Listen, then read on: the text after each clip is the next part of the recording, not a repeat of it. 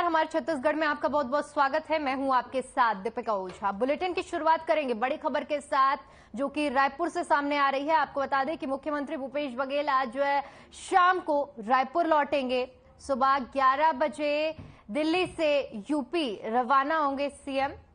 12:30 बजे आपको बता दें कि जिला फतेहपुर के गांव बधूना पहुंचेंगे, जिसके बाद करीब 3 बजे यूपी के कानपुर मिलिट्री एयरपोर्ट से रवाना होंगे। तो बड़ी और अहम जानकारी साझा कर रहे हैं, जहां पर आपको बता दें कि मुख्यमंत्री भूपेश बघेल शाम 4 बजे राजधानी रायपुर पहुंचेंगे। तो सीएम बघेल आज जो है शाम 4 बजे राजधानी वापस लौटेंगे। बताते चले कि सुबह 11 बजे दिल्ली से यूपी के लिए रवाना हुए हैं। तो तस्वीरें हम आपको दिखा रहे हैं, जहां पर सीएम आज शाम 4 बजे राजधानी रायपुर पहुंचेंगे और आज सुबह 11 बजे दिल्ली से यूपी के लिए रवाना हुए, जिसके बाद शाम को 4 बजे राजधानी रायपुर पहुंचेंगे।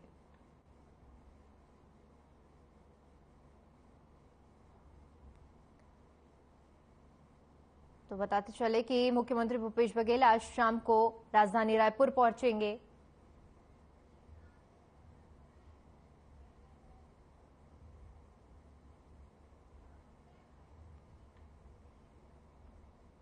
वहीं इसी खबर पर ज्यादा जानकारी के साथ हमारे संवाददाता प्रदीप नामदेव लाइव जुड़ गए हैं। जी प्रदीप, आज शाम को 4 बजे सीएम दोबारा वापस लौट रहे हैं, क्या क्या कुछ कार्यक्रम रहा और क्या कुछ अपडेट है आपके पास अब तक?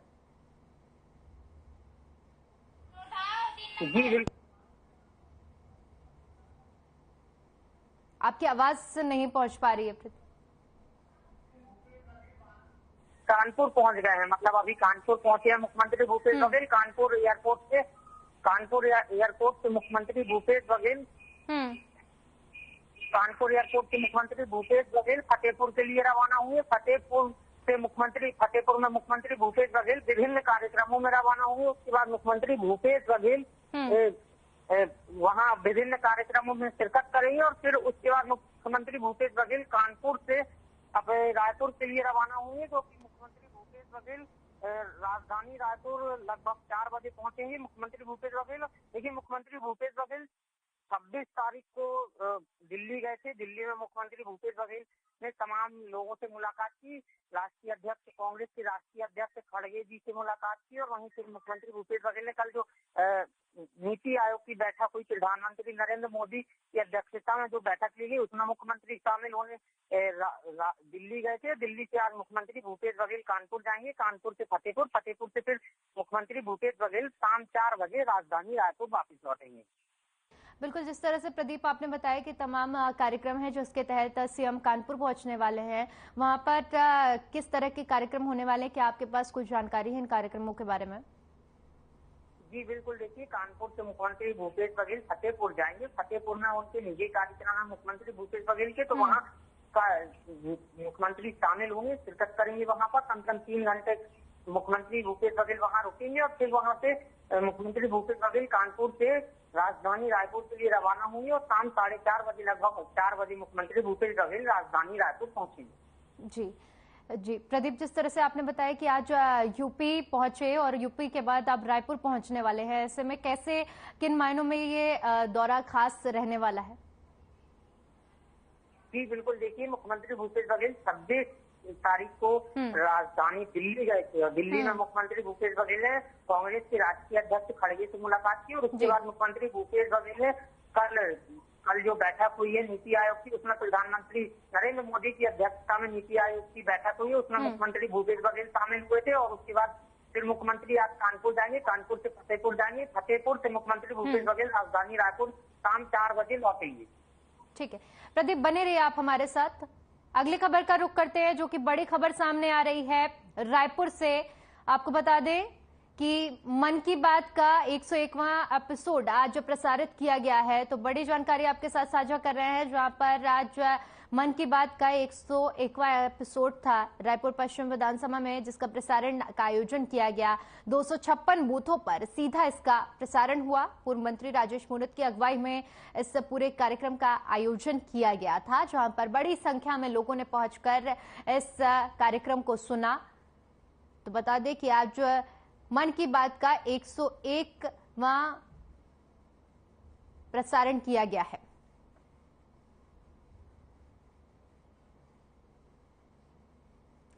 ऐसी खबर पर हमारे साथ हमारे संवाददाता बने हुए हैं प्रदीप, आपका रुख करना चाहूंगी। जिस तरह से आज जो है 101वां एपिसोड था और बड़ी संख्या में लोगों ने इस एपिसोड को सुना मन की बात के, कैसा लोगों का क्या कुछ रुख देखने को मिला?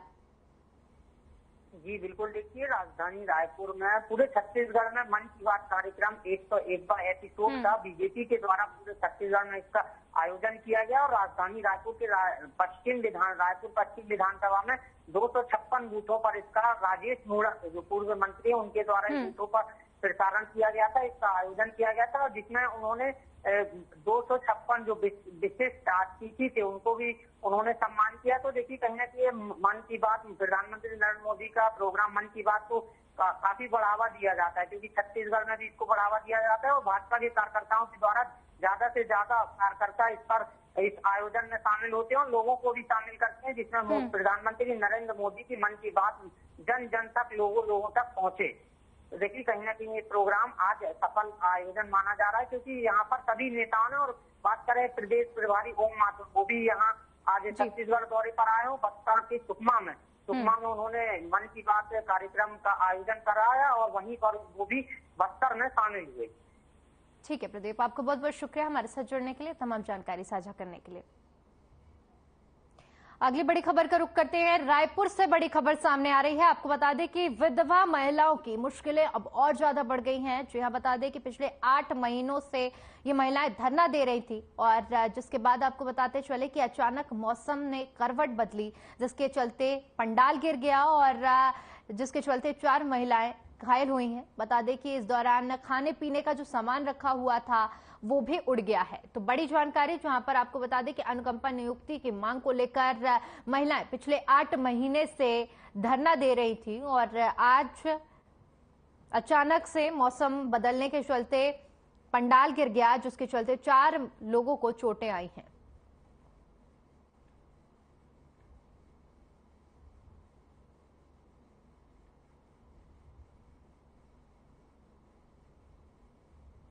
तो तस्वीरें हम आपको दिखा रहे हैं। रायपुर की ये तस्वीरें हैं जहां पर विधवा महिलाएं पिछले 8 महीने से धरना दे रही थी और अचानक से मौसम ने करवट बदली, जिस दौरान यह हादसा हो गया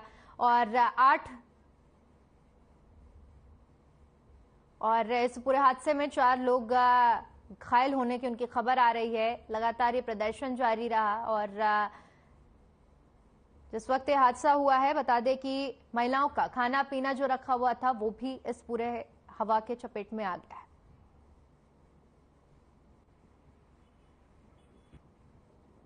आज इस तरह से आंधी तूफान आया तो पूरा सामान हमारा अस्त व्यस्त हो गया। टेंट भी साथ में उड़ गया। टेंट के नीचे में 4 लोग थे, चारों लोगों को चोट आई है और सड़क तक हम लोग घसीटते हुए गए। इस तरह से जैसे हमारे छत्तीसगढ़ के मुख्यमंत्री जी जो हमारी मांग को पूर्ण नहीं कर पा रहे, हर जगह बोलते हैं कि हम अच्छे से कार्य कर रहे हैं, लेकिन हम विधवाओं को यहाँ पिटा के क्या करना चाहते हैं। पूरी तरीके से पूरा चावल, हमारा जो पूरा सामान था वो उड़ चुका है। हम किस तरह से यहाँ पर रहेंगे। चलिए बढ़ते हैं अगली खबर की ओर। छत्तीसगढ़ विधानसभा के नेता प्रतिपक्ष नारायण चंदेल ने बीजेपी कार्यालय में प्रेस वार्ता की। इस दौरान उन्होंने चलबो गौठान खलबो पौन के तहत गौठानों की बदहाली, प्रदेश में सरकार के संरक्षण में शराब के अवैध कारोबार को लेकर राज्य सरकार को आड़े हाथों लिया। उन्होंने कहा कि किसी भी गौठान में एक भी गाय नहीं है, शेड के पर्याप्त व्यवस्था नहीं है, पानी और पशु चिकित्सा की भी व्यवस्था नहीं है। राज्य सरकार ने गौठानों के लिए 1 रुपए नहीं दिया। साथ ही उन्होंने कहा कि सरपंचों पर दबाव डालकर मनरेगा और 15वें वित्त की राशि का उपयोग को गौठान में कराने का आरोप लगाया गया है। नेता प्रतिपक्ष ने कहा कि बिहार के चारा घोटाले से बड़ा छत्तीसगढ़ का गोबर और मूत्र घोटाला सामने आने वाला है।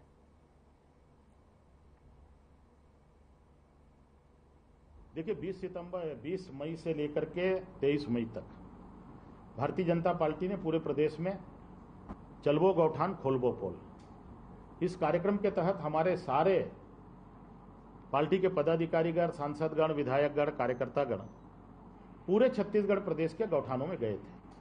हमारे इस जिले में भी हम सब लोग गए थे। लेकिन गौठान जो है इस भूपेश सरकार के भ्रष्टाचार का एक नया अड्डा है।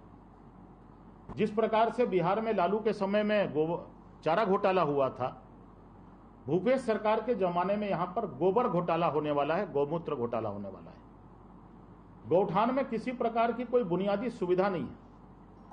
गौठान में एक तो गौ माताएं नहीं है, गौ माताओं के लिए चारा की व्यवस्था नहीं है, पानी की व्यवस्था नहीं है, छाए की व्यवस्था नहीं है। और सबसे बड़ी बात, इस छत्तीसगढ़ सरकार ने, भूपेश सरकार ने, कांग्रेस सरकार ने अभी जो आम बजट आया था मार्च में, गौठानों के संचालन के लिए 1 रुपया की भी राशि बजट में प्रावधान नहीं किया है, उस मद में नहीं रखा है, तो गौठान चलेगा कैसे?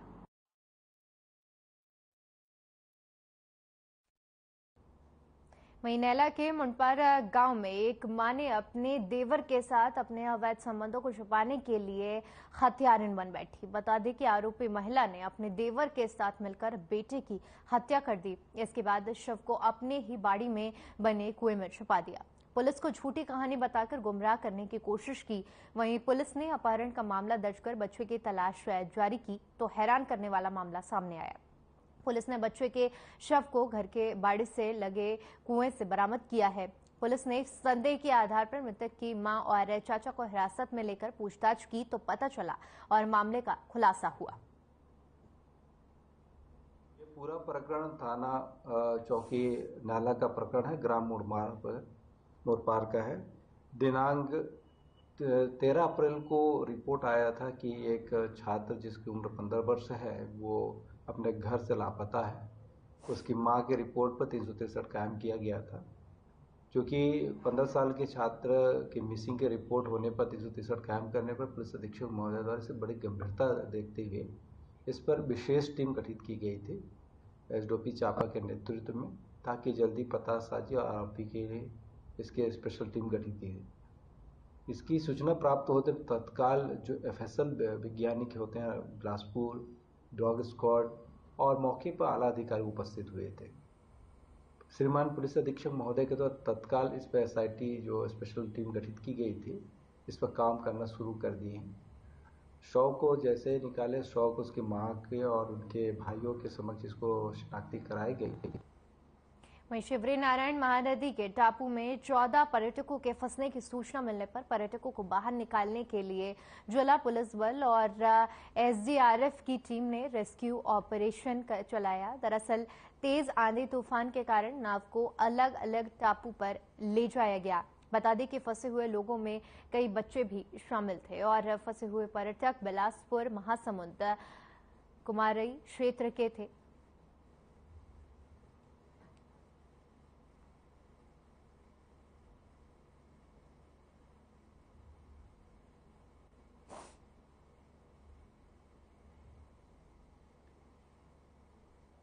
तो बड़ी जानकारी साझा कर दें, बता दें कि रायपुर से बड़ी खबर सामने आ रही है, जहां पर बीजेपी प्रदेश प्रभारी ओम माथुर बस्तर दौरे पर हैं।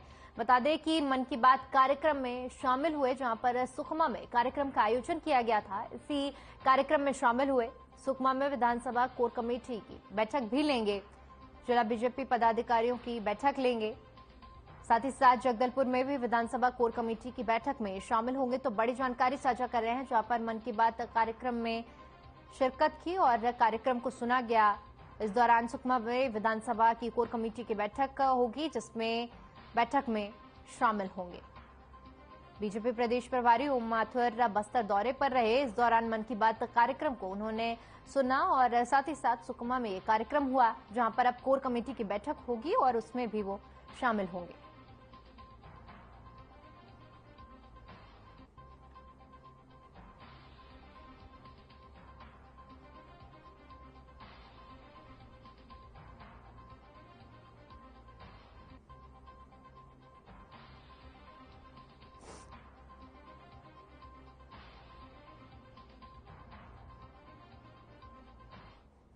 बड़ी खबर का रुख करते हैं। रायपुर से बड़ी खबर सामने आ रही है। आपको बता दें कि पीएम मोदी के मन की बात का आज 101वां एपिसोड का प्रसारण किया गया।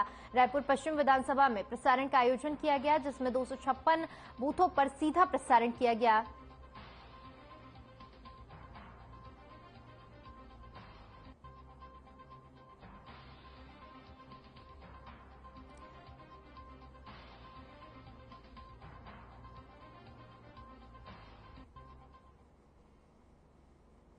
बड़ी खबर का रुख करते हैं। रायपुर से बड़ी खबर सामने आ रही है, जहां पर बता दें आपको कि यूपीएससी की प्रारंभिक परीक्षा आज जारी है, जहां पर छत्तीसगढ़ में रायपुर और बिलासपुर में ये परीक्षा होगी। रायपुर में 36 परीक्षा केंद्र बनाए गए हैं। ये परीक्षा आपको बता दें कि 2 पालियों में होती है। पहली पाली में परीक्षा 9 से 11 बजे तक होती है और दूसरी पाली की परीक्षा दोपहर 2:30 से 4:30 बजे तक की जाती है। तो बड़ी जानकारी, जहां पर आज यूपीएससी की प्रारंभिक परीक्षा का आयोजन किया जा रहा है और 36 परीक्षा केंद्र बनाए गए हैं। 2 पालियों में परीक्षा का आयोजन किया जा रहा है। पहली पाली 9 से 11 तक और दूसरी पाली 2:30 से 4:30 बजे तक चलेगी और जिसके लिए 36 केंद्र बनाए गए हैं। छत्तीसगढ़ में रायपुर में भी केंद्र बनाए गए हैं।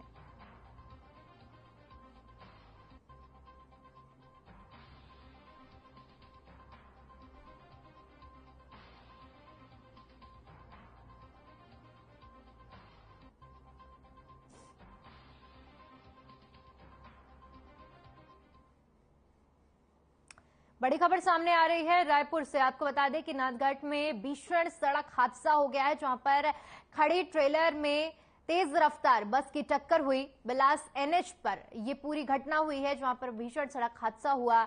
हादसे में एक यात्री की मौत हो गई है और 12 लोग घायल बताए जा रहे हैं। घायलों को सरगांव अस्पताल में इलाज के लिए भर्ती कराया गया है। तो बड़ी जानकारी, जहां पर आपको बता दें कि बिलासपुर एनएच पर भीषण सड़क हादसा हुआ है। हादसे में एक यात्री की मौत हो गई है, जबकि 12 लोग गंभीर रूप से घायल बताए जा रहे हैं।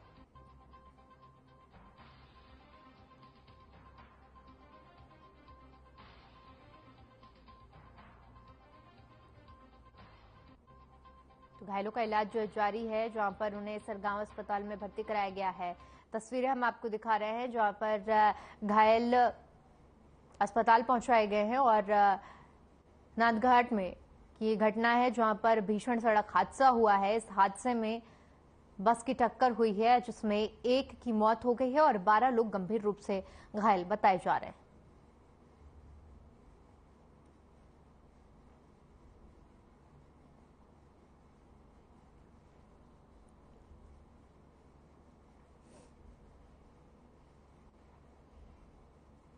बड़ी खबर का रुख करते हैं। आपको बता दें, मल्लिकार्जुन खड़गे से सीएम भूपेश बघेल ने मुलाकात की है। करीब 20 मिनट तक दोनों के बीच में चर्चा की गई, जिसमें कई मुद्दों पर कांग्रेस राष्ट्रीय अध्यक्ष से चर्चा की गई है। तो बड़ी और अहम जानकारी, जहां पर करीब 20 मिनट तक चर्चा की गई और कई मुद्दों को लेकर बातचीत की गई है,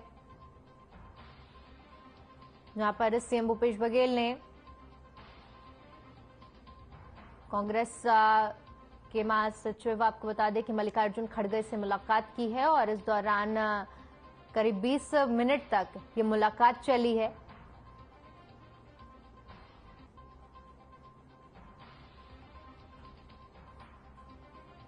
तस्वीरें हम आपको दिखा रहे हैं, जहां पर सीएम भूपेश बघेल ने मुलाकात की है और इस दौरान कई मुद्दों पर चर्चा की गई है, मंथन किया गया है। करीब 20 मिनट तक की मुलाकात चली, जिसके बाद सीएम रवाना हुए हैं।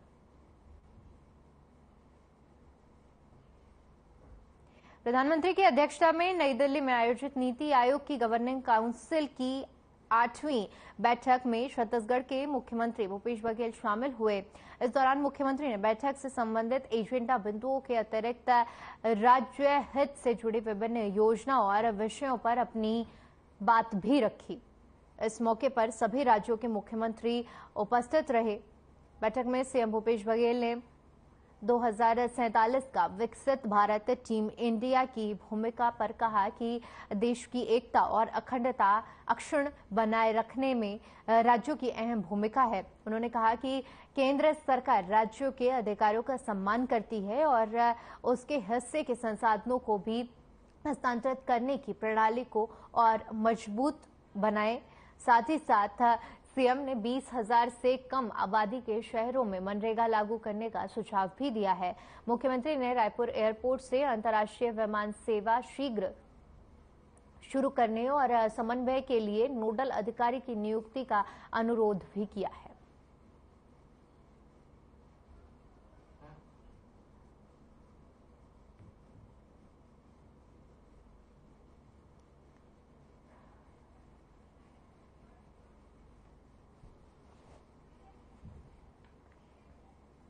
चलिए फिलहाल के लिए इस बुलेटिन में इतना ही। मुझे दीजिए इजाजत। नमस्कार।